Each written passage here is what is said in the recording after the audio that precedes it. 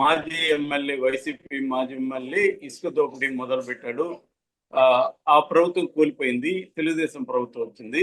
ఇప్పుడు అదే MLA continue చేస్తున్నాడు. ఎలాగంటే అక్కడున్న స్థానిక కూటమి ఎమ్మెల్యేతో కుమ్మక్కైపోయి నీ వాటా నీకు ఇచ్చేస్తాను, మాకు ఆల్రెడీ ఒక నెట్వర్క్ ఉంది, ఎట్లా తీసుకెళ్ళాలి, ఎక్కడ అమ్మాలి, ఎవరితో ఎట్లా డీల్ చేయాలి, ఇవన్నీ మాకు తెలుసు, నీకేమీ రిస్క్ ఉండదు, నువ్వు సైలెంట్ గా మమ్మల్ని సపోర్ట్ చేస్తే చాలు, నీ వాటా నీకు ఇచ్చేస్తాం.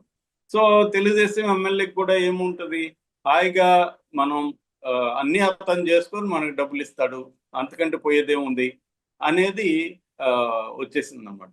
సో ఇది మరి ఇంత జరుగుతూ ఉంటే చంద్రబాబు, లోకేష్లు ఎందుకు సైలెంట్గా ఉన్నారు? వీళ్ళకి తెలియదా ఇవన్నీ? ఇప్పుడు ఈనాడు జ్యోతి విలేకరులకు తెలుస్తున్నప్పుడు ప్రభుత్వానికి తెలియకుండా జరుగుతుందా? ఎందుకు వీళ్ళు సైలెంట్ గా ఉన్నారు? ఇప్పుడు ఓన్లీ కింది స్థాయి వైసీపీ వాళ్ళ మీద మాత్రమే కేసులు పెడుతున్నారు, కొంతమంది మీద వైసీపీ నాయకుల మీద కేసు పెడుతున్నారు. కానీ వైసీపీలో ఉంటూ పెద్ద ఎత్తున అటాక్ చేసిన వాళ్ళ మీద, పర్సనల్ గా అటాక్ చేసిన కొడాల నాని కావచ్చు, వల్లభనేని వంశీ కావచ్చు, రోజా కావచ్చు, అంబటి రాంబాబు కావచ్చు, ఇలాంటి వాళ్ళని వీళ్ళు కాపాడుతున్నారు, వాళ్ళకి ఏమీ జరగట్లేదు అన్నది ఇప్పుడు తెలుగుదేశం కేడర్లోనే తీవ్ర అసంతృప్తికి దారితీసింది. అంటే మన ప్రభుత్వం వచ్చినాక వాళ్ళకి చుక్కలు చూపిస్తాము, ఆకాశం చూపిస్తాము, అవి ఇవి అనుకున్నారు, ఏమీ చూపించట్లేదు. వాళ్ళ పని వాళ్ళకి జరుగుతుంది. జగన్ ని కూడా ఎవడేమి తాకట్లేదు. ఎందుకంటే జగన్ వెనక మోడీ ఉన్నాడు, మోడీ పర్మిషన్ ఇవ్వడు జగన్ మీద చర్య తీసుకోవడానికి. మహా అంటే ఏదైనా 4 కేసులు పెడతారేమో, లేదో అరెస్టులు చూపించి కోర్టులో బెయిల్ తెచ్చుకుంటారేమో, కానీ జగన్ జోలికి వెళ్లే పరిస్థితి చంద్రబాబు ప్రభుత్వం చెయ్యదు. దీనికి ప్రధాన కారణం మోడీ అండగా ఉన్నాడు. ఎందుకంటే 11 ఏళ్లకు పైన జగన్ బెయిల్ మీద బయట ఉంటే ఇది దేశంలోనే ఎక్కడ జరగదు. 11 ఏళ్లుగా ఒక క్రైమ్ లో బెయిల్ మీద బయట ఉండడం అనేది జరగదు. కానీ అతని మీద కేసులు పెట్టిన ఇటు సిబిఐ కానీ ఇటు ఈడీ కానీ జగన్ జోలికి వెళ్ళట్లేదు. జగన్ బెయిల్ క్యాన్సిల్ చేయమని కోర్టులో పిటిషన్లు వేయట్లేదు. సో అంటే క్లియర్ గా అయింది, మోడీ సిబిఐ కానీ ఈడీ కానీ ఎవరి కంట్రోల్లో ఉంటాయి? ఫైనల్ గా వాటి డైరెక్టర్లు నియమించేది ఎవరు?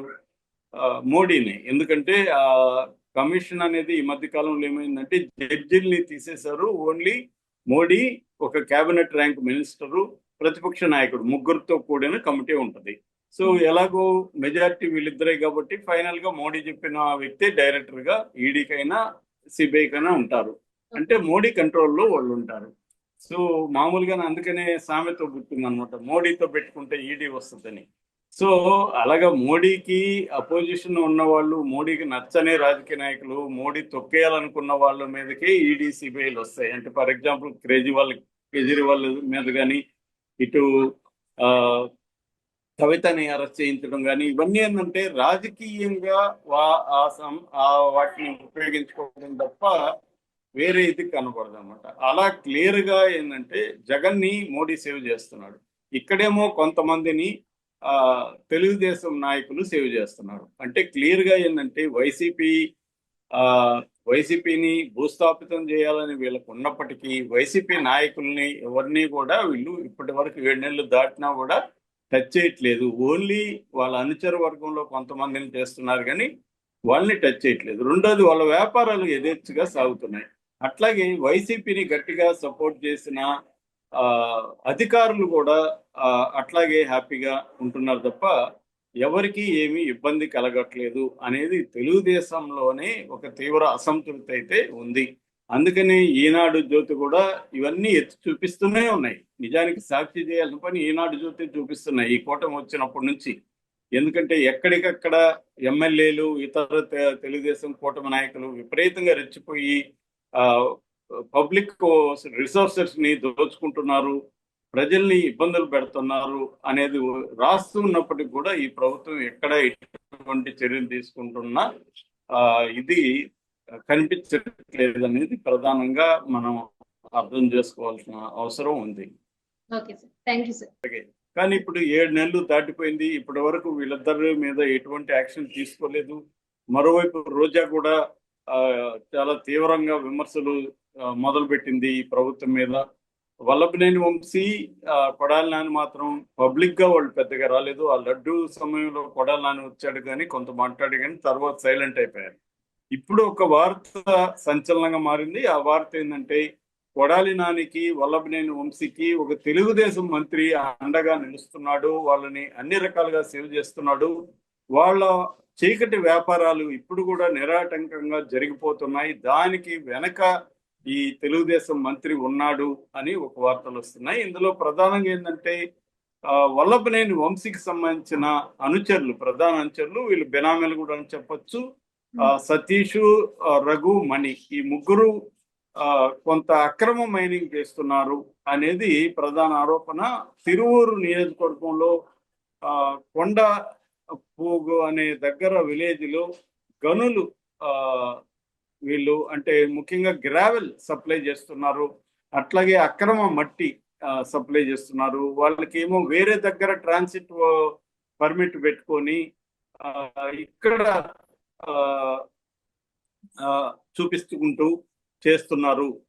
దాదాపు వీళ్ళకి రావాల్సిన డబ్బులు కూడా ఆ మంత్రి ఇప్పించాడు అనేది వీళ్ళు చెప్తున్నారు అనమాట. దాదాపు కొన్ని కోట్లు వీళ్ళకి ఆ మంత్రి ఇప్పించాడు అనేది ఇప్పుడు వార్త బయటకు వచ్చి ఇది సంచలనం మారింది. అట్లాగే గనుల శాఖ కూడా వీళ్ళేం పట్టించుకోలేదు. యాక్చువల్ గా గనుల శాఖ ఇటు సతీష్ అంటే వంశీ అనుచరుడు, అతనికి సంబంధించి దాదాపు 35 కోట్లు ఫైన్ విధించిందని, అట్లాగే నాని అనుచరులకు సంబంధించిన 40 కోట్లు ఫైన్ విధించిందని. కానీ ఆ మంత్రి డైరెక్ట్ గా ఫోన్ చేసి వాళ్ళు మనవాళ్ళయ్యా, తెలుగుదేశం వాళ్ళు, మీకు ఎవరు చెప్పారు వాళ్ళు వైసీపీ వాళ్ళని, వాళ్ళు నా వాళ్ళు, కాబట్టి వాళ్ళ మీద మీరు కేసులు వదిలేయండి అని చెప్పారు. కానీ గనుల శాఖకు సంబంధించిన విజిలెన్స్ కమిటీ వీళ్ళ మీద విచారణ కూడా ఆదేశించింది. విచారణకు ఆదేశించి కూడా 3 నెలలు అయిపోయింది, కానీ ఆ విచారణ ముందుకి వెనక్కి జరగలేదు. దీనికి ప్రధాన కారణం ఈ మంత్రి అండగా ఉండడమే అనేది చెప్తున్నారు. యాక్చువల్ గా మనకు ఈ కూటమి ప్రభుత్వం వచ్చినప్పటి నుంచి కూడా తెలుగుదేశం స్ట్రాంగ్ గా సపోర్ట్ చేసే ఈనాడు జ్యోతులు ముందు నుంచి కూడా ఈ విషయాల్ని హైలైట్ చేస్తున్నాయి. ఇది ఒక్కటే కాదు, ప్రతి చోట కూడా వైసీపీ గతంలో ఎలా దోపిడీ చేశారో వైసీపీ నాయకులు, ఆ దోపిడీ ఎక్కడ ఆగలేదు. ఇప్పటికి కూడా చాలా చోట్ల వైసీపీ నాయకులు ఇసుక, మద్యం, గనులు ఇలాంటి విషయాల్లో ఈ దోపిడీని చేసుకుంటూనే